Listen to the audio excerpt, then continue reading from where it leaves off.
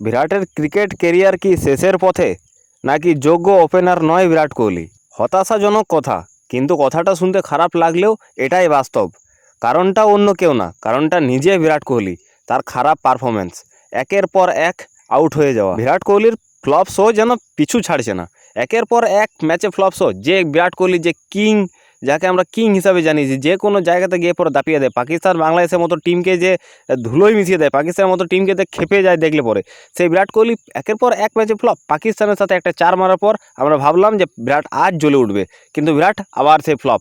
Golden ডাকের শিকার, যেখানে বিরাট কোহলি 0 রান, বিরাট কোহলি আজ পর্যন্ত টি-20 ক্যারিয়ারে কোনো দিন 0 করেনি, সেখানে বিরাট কোহলি 0তে শিকার। এটা অন্য কোনো প্লেয়ার হলে হয়তো এতদিন ছিটকেও যেত, বিসিসিআই তাকে বারও করে দিত, কিন্তু এটা বিরাট কোহলি, যার মুখ কথা বলে না, যার পারফরমেন্স আর রেকর্ড কথা বলে, সেই বিরাট কোহলি এখন লাগাতার ফ্লপ চলছে। তো প্রবলেমটা কোথায়? প্রবলেমটা কি বিরাট নিজেকে ওপেনার হিসাবে সেট করতে পারছে না?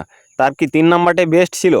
যদি 3 নাম্বারটা বেস্ট হয়, তাহলে জয়সওয়াল, যাকে ইংল্যান্ডের বিরুদ্ধে যে দুর্দান্ত ইনিংস খেলে এসেছিল, সে প্লাস আইপিএলটা তো ভালোই খেলেছিল, ওপেনার হিসেবে যদি খারাপ চলে, তাহলে নিজের স্লটটা ছেড়ে নিজের আবার সেই 3-এ গিয়ে চলে যাক, আর প্লাস জয়সওয়ালের জন্য জায়গাটা ছেড়ে দিই। শুনতে খারাপ লাগলেও গুরু এটাই বাস্তব। এটা কোনো এলি রহমত আলী ম্যাচ না, এটা বিশ্বকাপ চলছে। তো বিশ্বকাপের মতো একটা ইভেন্টে যদি এইরকম একটা বড় মাপের প্লেয়ার লাগাতার ফ্লপ চলে যায়, তাহলে তো এটা একটা টিমের জন্য দুর্ভাগ্যের ব্যাপার না?